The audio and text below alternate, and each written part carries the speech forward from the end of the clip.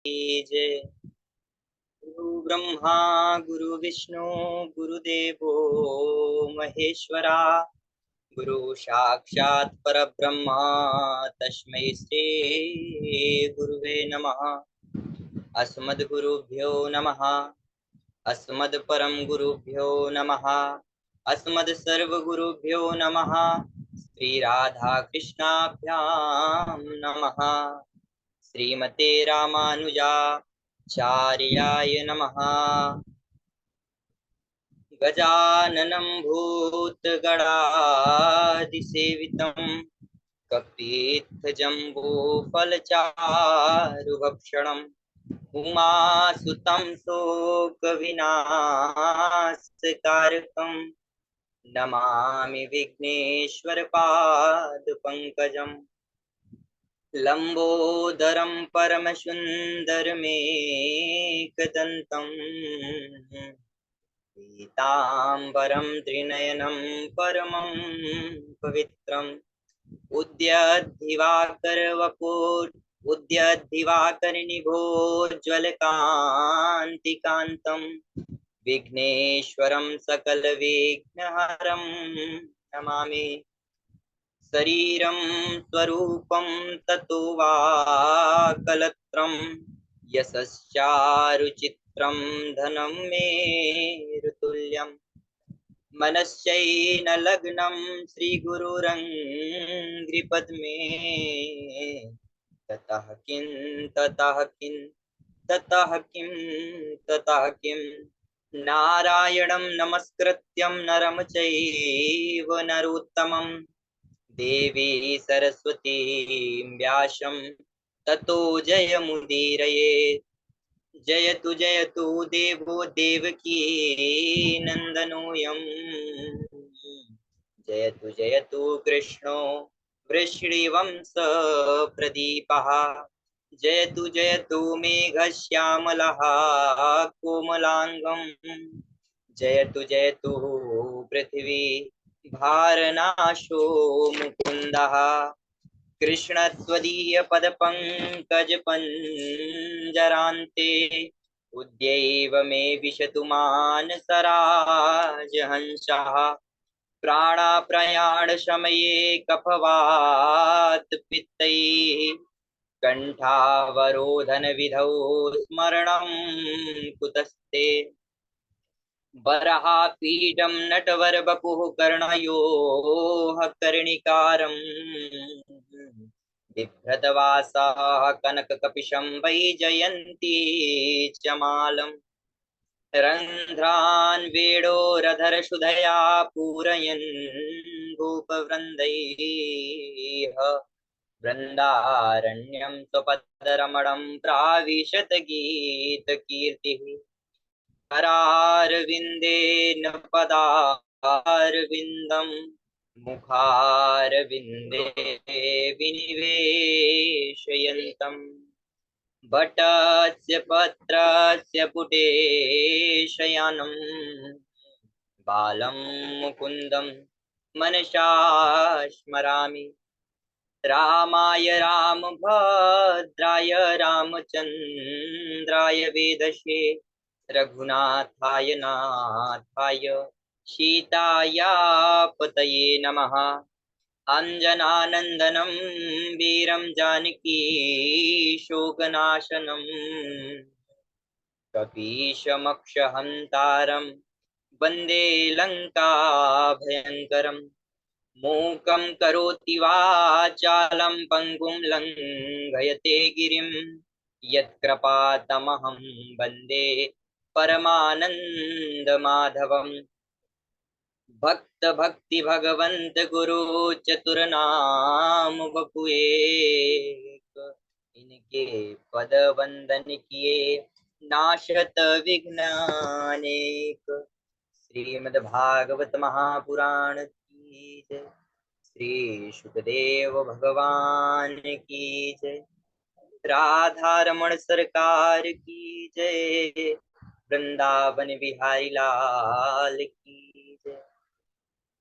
अनंत कोटि ब्रह्मांड नायक अचिंत कल्याण गुण गण निधान सर्वेश्वर सर्वाधिपति अकारण करुणा वरुणालय, अकारण करुणाकारक, सकल जन्य कल्यशापहारक, परात पर पर ब्रह्म अनंत कोटि कंदर्प दर्प दलन, पटियान निर्गुण निराकार सगुण साकार जगदैक बंधु, करुणैक सिंधु सच्चिदानंद घन श्री परमात्मा श्री कृष्ण एवं श्री राधा रानी के जुगल चरणों में दास का कोटि कोटि बारंबार प्रणाम। समुपस्थित भागवत भक्त, भागवत कथा अनुरागी सज्जनों, भक्तिमयी मातृशक्ति भगनी बांधवों को दास का बारंबार प्रणाम, बारंबार नमस्कार।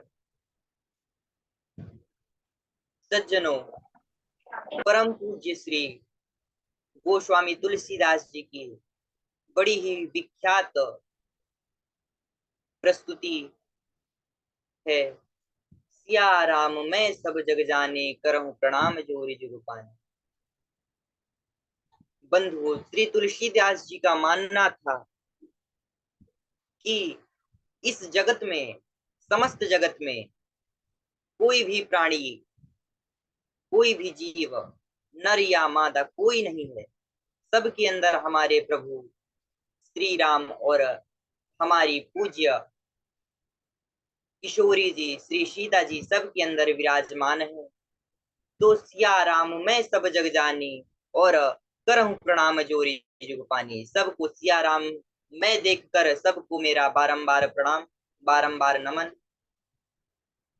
बंधुओं, आइए जानते हैं कि भागवत है क्या।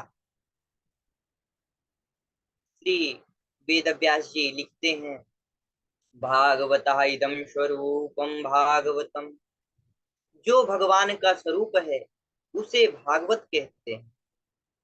तेन तेन तेनेयं वाङ्मयी मूर्ति प्रत्यक्षा कृष्ण एव ही। यह श्री मद भागवत भगवान श्री कृष्ण की प्रत्यक्ष शब्दमयी मूर्ति है। भागवतः प्रोक्तम भागवत, जिसका श्री कृष्ण उपदेश करते हैं वह है भागवत। भागवतः चरित्रम यस्मिन् तत् भागवतम, जिसमें भगवान श्री कृष्ण के परम चरित्र का वर्णन है वह है भागवत। भगवत्याः श्री राधायाः गुप्त चरित्रम यस्मिन् तत् भागवतम, जिसमें श्री राधा जी के गुप्त चरित्र का वर्णन किया गया है वह है श्री भागवत। भगवतो श्री राधा कृष्णयोः इदं स्वरूपम भागवतम, जिसमें श्री राधा कृष्ण के पावन चरित्र का वर्णन किया गया है। जो राधा कृष्ण का युगल स्वरूप है वह है भागवत। भक्ति ज्ञान विरागाणाम तत्वम यस्मिन् तद भागवतम, जिसमें भक्ति ज्ञान वैराग्य के तत्व का वर्णन किया गया है उसे भागवत कहते हैं।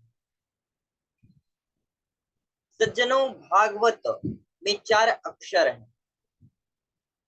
अगर भागवत शब्द की संधि करेंगे तो भा धन, ग धन, व धन, ता होता है। तो भागवत के प्रत्येक अक्षर अपने आप में कल्याणकारी, अपने आप में ही तेजोमयी है।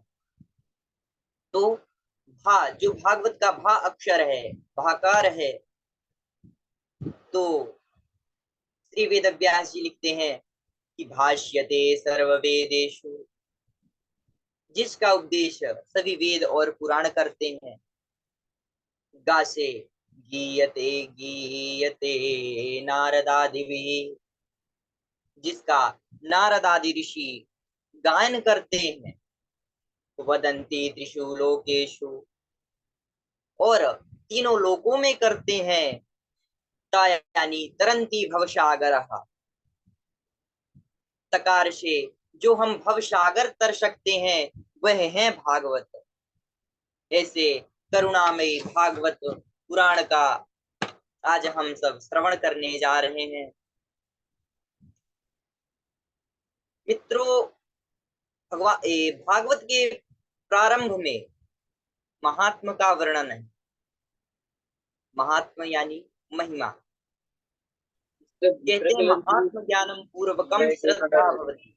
महिमा तो के लड़के ज्ञान के वाले दिखा दिए पश्चात क्या? श्रद्धा उत्पन्न हो।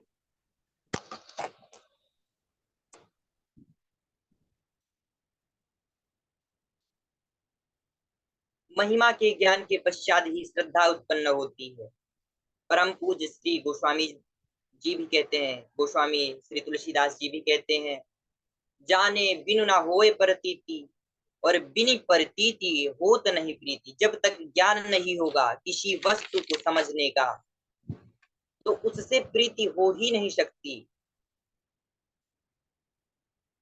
महात्मा में 6 अध्याय लिखे गए हैं जो पद्म पुराण में वर्णित हैं, जिसमें प्रारंभ के 3 अध्याय भक्ति, ज्ञान और वैराग्य का के तत्वों का वर्णन किया गया है।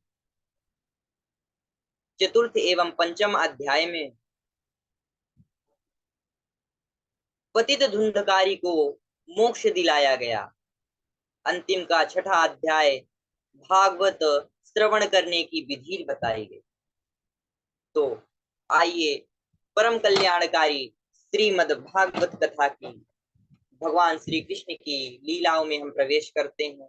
बोलिए श्री वृंदावन बिहारी लाल की।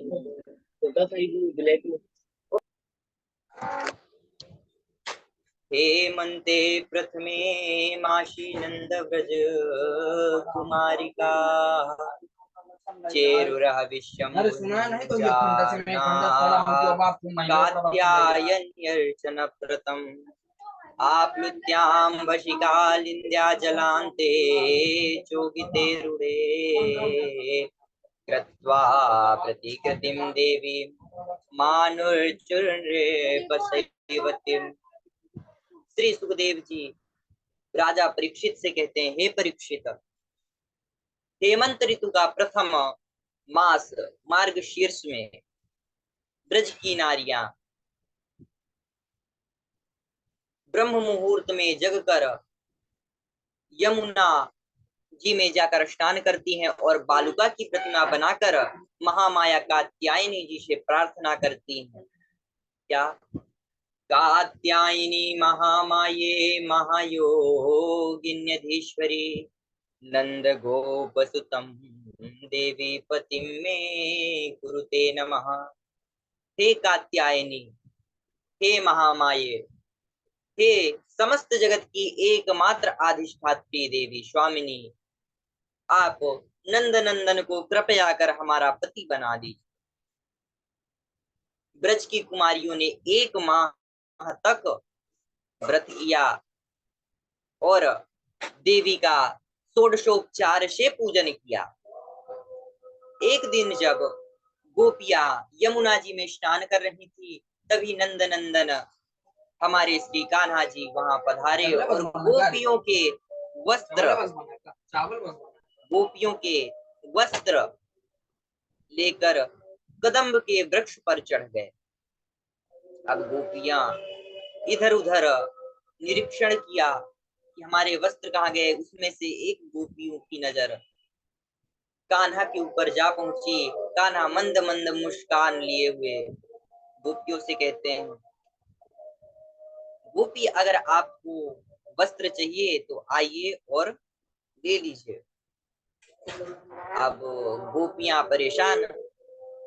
गोपियों ने कहा, हे कान्हा, हमने कोई वस्त्र धारण नहीं किया है, कृपया तुम हमारे वस्त्र दे दो। कान्हा बोले कि हमसे तो वस्त्र मिलने से रहे, आइए स्वयं आइए और अपने वस्त्र लेकर जाइए। गोपियों ने अनेक प्रकार के प्रयत्न किए, फिर भी कान्हा ना माने। तो गोपियों ने एक प्रार्थना की। यमुना जी में 4 वर्ण की गोपियां विराजमान थी, चारों वर्ण की। कौन कौन से वर्ण? ब्राह्मण, क्षत्रिय, वैश्य एवं शूद्र, सभी वर्णों की गोपियां यमुना जल में स्नान कर रही थी। तो सभी अपने अपने वर्णों के अनुसार भगवान से प्रार्थना करने लगी। क्या? श्याम सुंदर ते दास्यः करवाम तवोदितम् देहि वाशांसि धर्मज्ञो नो चेद्राज्ञो ब्रुवामहे। जो शूद्र एवं वैश्य वर्ण की गोपियां थी वे घनश्याम से कहने लगी कि हे श्याम सुंदर, हे नंद नंदन, हम आपके दासी हैं, आप जो कहेंगे हम वही करेंगे, कृपया कर हमारे वस्त्र हमें पुनः लौटा दीजिए। भगवान ना माने तो जो ब्राह्मण वर्ण की गोपी थी वह उनको धर्म की दुहाई देने लगी, धर्म की सौगंध दी। क्या कहती हैं कि हे कान्हा, हे श्याम सुंदर, तुम तो धर्मज्ञ हो, तुम तो धर्म जानने वाले हो, पर धर्म विरुद्ध बातें क्यों कर रहे हो। अब भगवान उतने में भी ना माने तो जो क्षत्रिय वर्ण की गोपियां थी वह भगवान को धमकी देने लगी, भगवान को डराने लगी। वो कहती हैं धर्मज्ञो धर्मज्ञो नो चेद्राज्ञ ब्रुवामहे। हे कान्हा, हे श्याम सुंदर, अगर तुम हमारा कहना नहीं मानोगे तो हम राजा से जाकर तुम्हारी शिकायत करेंगे। अब भगवान ने कहा अगर तुम सब सच में हमारी दासी हो तो आकर स्वयं वस्त्र ले जाओ। गोपियां बहुत समझाया पर भगवान कृष्ण ना माने। भगवान क्रोधित होकर गोपियों से कहते हैं कि हे गोपी, तुम जल के अधिष्ठात्र देवता वरुण का अपमान की हो, से कर्म होते हैं, काम होते हैं जो बिना वस्त्र धारण किए नहीं करना चाहिए। गोपियों ने कहा कि हे श्याम सुंदर, हमें बतलाइए क्योंकि हमें इसके बारे में कुछ भी पता नहीं। भगवान कहते हैं बिना वस्त्र के यह कार्य नहीं करना चाहिए। कौन से कार्य? स्नानम दानम तथा भूनमं शयनम गमनम भुजम विना वस्त्रं न कुर्वीता कुर्वन्तः दोषकृत् भवेत्।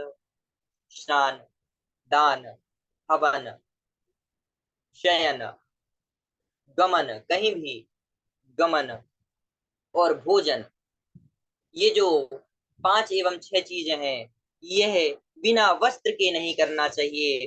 गोपियों को समझ में आया तथा उन्होंने जल के अधिष्ठाता देवता वरुण देव से प्रार्थना की, क्षमा की तथा अपने वस्त्र लिए और उसे धारण करके भगवान श्री कृष्ण के पास आई और उनसे भी क्षमा प्रार्थना की। भगवान श्री कृष्ण ने कहा हे कुमारियों, मैं तुम्हारे संकल्प को जानता हूँ। संकल्पो विदिता साध्यो भवती नाम मदर्चनम मया अनुमोदितः योषौ सत्यो भवेतुमर्हति। मैं तुम्हारे संकल्प को जानता हूँ, तुम सब मेरी पूजन करना चाहती हो और मैं तुमसे बहुत प्रसन्न हूँ, तुम सबसे बहुत प्रसन्न हूँ और तुम्हारी यह अभिलाषा अवश्य पूर्ण होगी। आने वाली शरद पूर्णिमा की रात्रि में तुम सब मेरे साथ विहार करो। न मया वेशित धियां कामाः कामाय कल्पते वर्जिता क्वथिना धाना प्रायो बीजाय नेष्यते। हे गोपियों, जैसे भुना हुआ या उबला हुआ बीज पुनः अंकुर उत्पन्न नहीं करता, इसी प्रकार जिसका मन मुझ में लग जाता है उसकी कामनाएं संसारिक भोगों की ओर जाने में असमर्थ हो जाती है। जब श्री कृष्ण ने इस प्रकार कहा तो ब्रज की कुमारियों ने श्री कृष्ण के चरणों में प्रणाम किया और बड़े ही दुखित मन होकर ब्रज की ओर लौट पड़े। दुखित मन कैसे? गोपियां कहती हे श्याम सुंदर, हे घनश्याम, जब तुम हमारे समक्ष रहते हो, हमारे निकट रहते हो तो हमें वैकुंठ से भी ज्यादा, जितना वैकुंठ में आनंद होता है उससे भी ज्यादा हमें आनंद प्राप्त होती है, आनंद की प्राप्ति होती है। परंतु जब तुम हमसे दूर चले जाते हो तो हमें मृत्यु के समान कष्ट होता है। बोलिए श्री राधा रमण सरकार की जय। बोलिए गोपी रमण सरकार की जय। राधे राधे गुरु जी। बहुत सुंदर, बहुत बढ़िया द्विवेदी जी, बहुत अच्छा। हाँ, निशांत जी तो आनंद ला दिए आज। बहुत अच्छा लगा। प्रथम वक्तव्य तो लगता ही नहीं है कि प्रथम वक्तव्य, अब हमारे झाजी बताएंगे। बहुत सुंदर वक्तव्य रहा। प्रथम वक्तव्य इतना सुंदर कि दूसरा तीसरा वक्तव्य कितना सुंदर होगा, उसके लिए गुरु जी को नए ढंग से करना पड़ेगा। सही बात है, बहुत ऐसे लगा ही नहीं कि पहले वक्तव्य पे है नए ना, ये किसी प्रकार इसके की झिझक होती है। वो इनके अंदर जो एक डर होता है, वो डर भी नहीं था। नहीं था। बिल्कुल झाजी, विश्वनाथ की विशेष कृपा है इनके जरूर ऊपर। है। और हम तो काफी सौभाग्यशाली हैं कि हमें ऐसे ऐसे बालकों का प्रवचन वक्तव्य सुनने को मिल रहा है। सही बात, बिल्कुल सही बात है। तो बहुत भाग्यशाली हैं। इतने बहुत बहुत होनहार धन्यवाद गुरु जी, बस आप सभी का आशीर्वाद है और कुछ इतने नहीं। होनहार बच्चे वक्तव्य बहुत दे रहे। सुंदर भैया, बहुत सुंदर वक्तव्य किया आपने। और हम बहुत खुश हैं। इसी प्रकार आप तैयारी करते रहिए। और परिधान भी आपका बहुत सुंदर था। बहुत सुंदर स्वरूप। बहुत सुंदर स्वरूप। और राधा माधव की कृपा से आवाज भी बहुत सुंदर है। जी जी बिल्कुल। बहुत सुंदर, बहुत सुंदर। इसी प्रकार तैयारी करते रहिए। बहुत जल्दी चलना है झाजी। मुंबई में इनकी कथा होगी तो सब वहीं चलेंगे सुनने के लिए, जरूर सुनना बने। जरूर चलेंगे। ठीक है।